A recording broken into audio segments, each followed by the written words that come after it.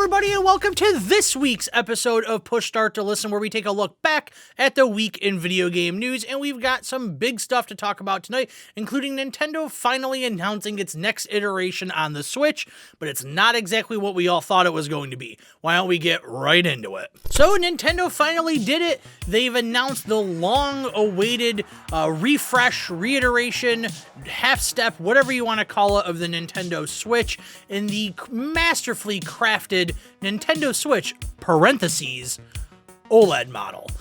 This is not at all what people were hoping it was going to be, what people thought it was going to be. There's been a lot of reports coming out about Nintendo buying up a bunch of new screens, new processing parts, all of this stuff. So it definitely was kind of a gut punch to some people, I would have to say. And to be completely honest, I really wonder why they're doing it, though I think I know why they're doing it. So what exactly is it?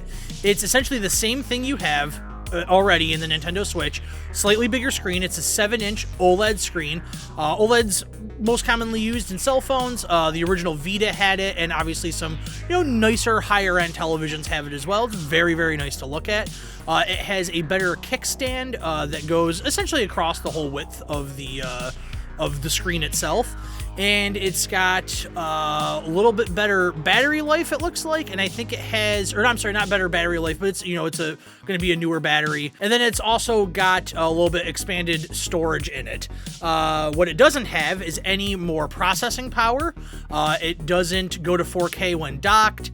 It's pretty much the exact same thing with a different screen for all intents and purposes. Yes, there are some minor differences, but aside from a fresh coat of paint and a slightly bigger screen that's OLED, that's it. And it's $50 more than a regular Nintendo Switch. So a lot of people have been asking, why on earth are they doing this? Why don't we have the Switch Pro, etc., etc.? So I'm going to dive into what I think, and I have no basis for this other than, I guess, maybe common sense when it comes to supply chains and businesses and how things are run and how things are manufactured. I have a little bit of insight into that, having, dealt with supply chain stuff in the past with jobs. Here's what I think is going on. I think that next year they're going to announce the Switch Pro, which is a little bit more powerful. It'll go to 4K when docked and all that good stuff. I think at that point, they will discontinue the original Switch, and you'll be able to purchase the Switch Lite, the Switch OLED model, and whatever they end up calling the Switch Pro, the Super Switch. For me, that's what I would love to see it, called. The reason why is because I think that it's now more cost effective for them to order in mass OLED screens. Some of the hardware in the original Switch is dated at this point, like the Tegra chip that powers it, and it's going to be harder and harder as the years go on, and even just, in smaller increments, the months go on, for Nintendo to source those parts and make them in mass.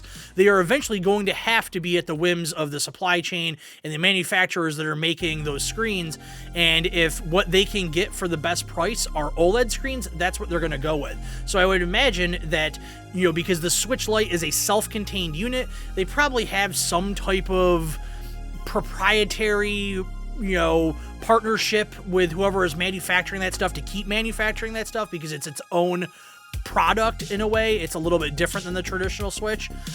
So I think that's going to be the big transition, is they're going to ditch the regular Switch in probably, by the end of next year, and you'll have those 3 different price points, which is actually really interesting because usually as a system gets older, it gets cheaper, right? Like when the PlayStation 4 Pro came out, they didn't just get rid of the original PlayStation 4, but it dropped in price a little bit.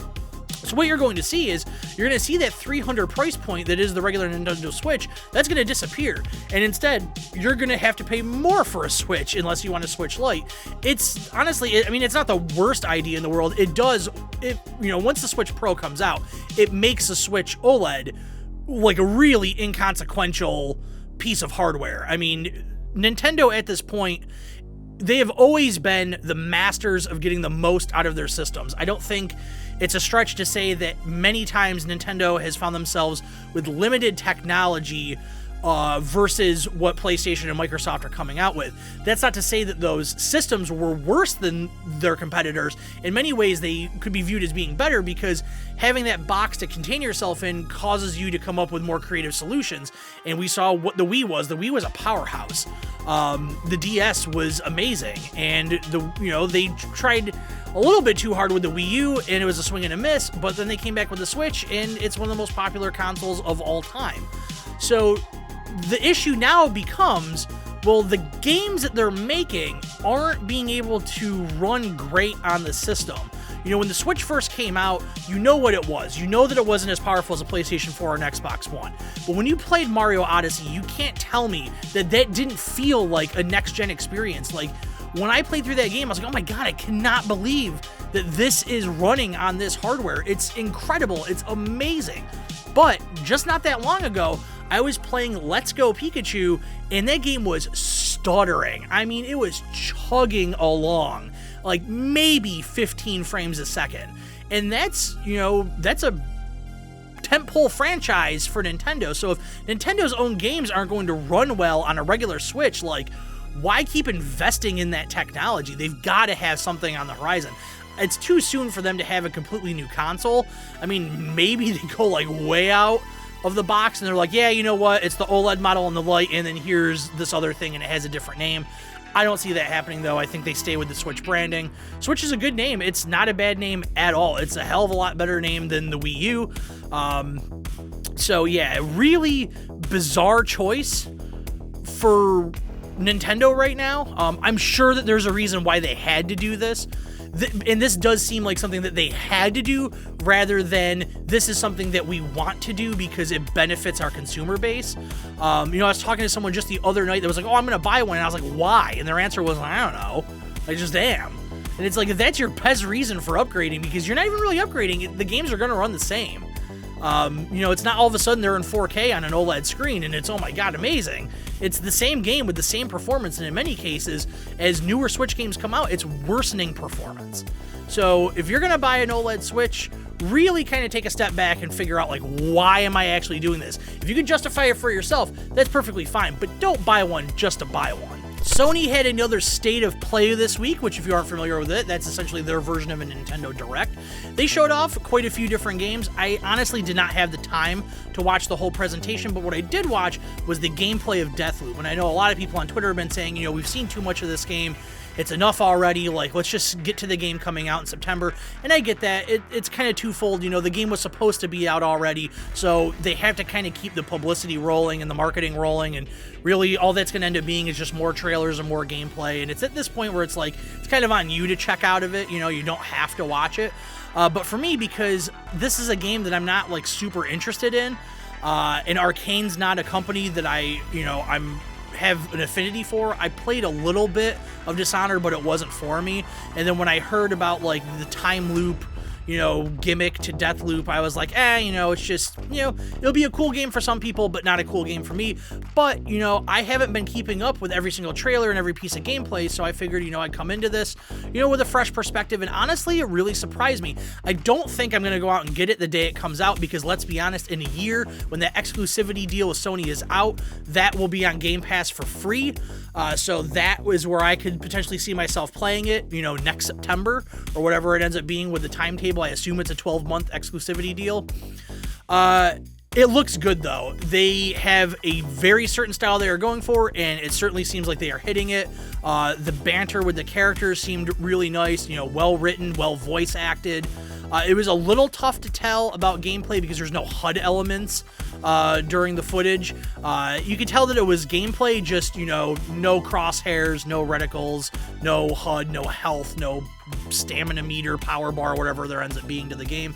But it looked good. It looked like a polished product that is ready to come out in September. I think it's going to sell well. I think people are going to be super into that game. Arcane has a very dedicated fan base, and I'm sure that they are just, like, chomping at the bit to get their hands on this, and I hope the game does really, really well for them. It wasn't too long ago that Electronic Arts announced that DICE LA was going to be overseen by Vince Zampella of Respawn fame. game. He was transitioning away from Respawn over to the new studio, and what the studio has been working on is essentially support work with getting the new Battlefield 2042 game ready. This week, EA announced that they are changing the name of the studio to Ripple Effect Studios. Vince Zampella will remain at the helm, but it seems like once they are done with that support work on Battlefield 2042, they will be shifting focus to a brand new standalone, I assume brand new IP, maybe? It's possible that they make something in an existing franchise. I'm sure a lot of people are going to be like, hey, we'd love Titanfall 3.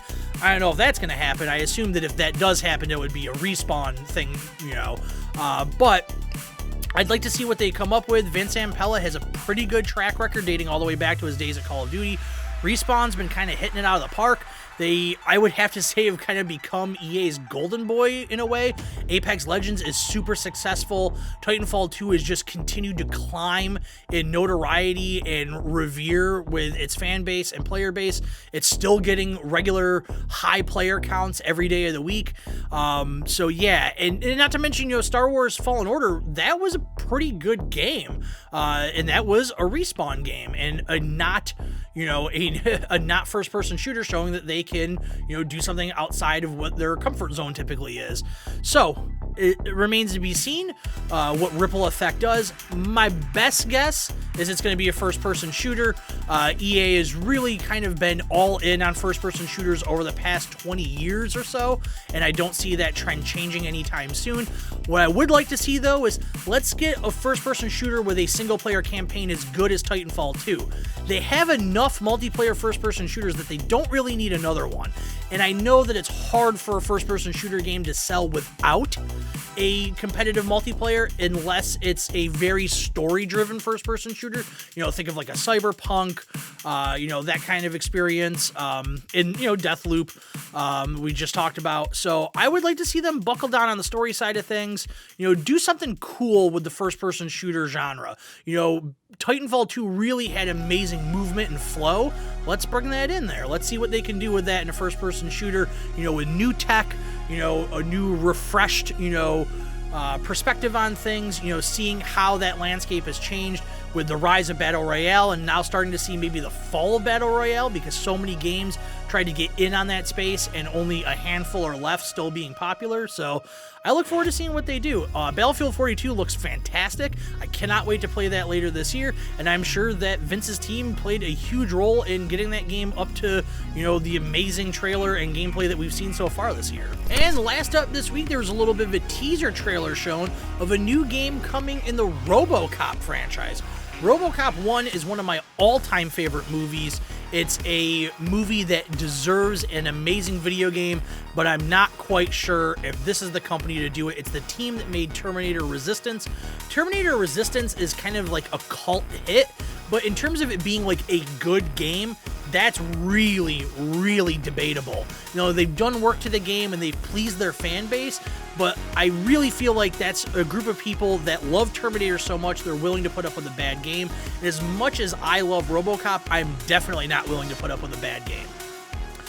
If they do this right, it could be incredible. Robocop has an amazing universe with some crazy cool villains. If they kind of play around with the timeline a little bit, I'd love to see a mix of Robocop 1 and 2, so that way we could get Kane and we could also get Ed 209. And Clarence Boddicker, of course you gotta have Clarence Boddicker in the game, right? And one of the best things is a lot of the actors from that movie and the sequel are still alive. Tom Noonan, who played Kane, is still alive. Peter Weller, who played Robocop, is still alive. The guy's name, I apologize, is blanking on me. He was the dad in that 70s show who played Clarence Boddicker. He's still alive. I'd love to see an amazing Robocop game. I just don't know if this is the studio to do it, but who knows? Maybe they learn from their mistakes on Terminator Resistance and they come out, swinging a home run, but I'm going to say I doubt it. And that's it for this week. I want to thank everybody for hanging out and checking out the show. Not too much in the way of channel maintenance this week. I do have some plans for putting some more gameplay up on the channel next week. Got a couple of things to play around with, to record and put up. Still hard at work editing the next mainline push start video. It's going to be at least another week and a half. This week I just didn't have a lot of time to work on it. I'm about halfway done with it, so it's coming down the pipeline, so that way I can, you know, not worry about so much rushing to get it done, put some gameplay up to populate the channel a little bit with some new videos. But yeah, that's pretty much it. We'll be right back here next Saturday for another episode of Push Start to Listen, and we'll see you there.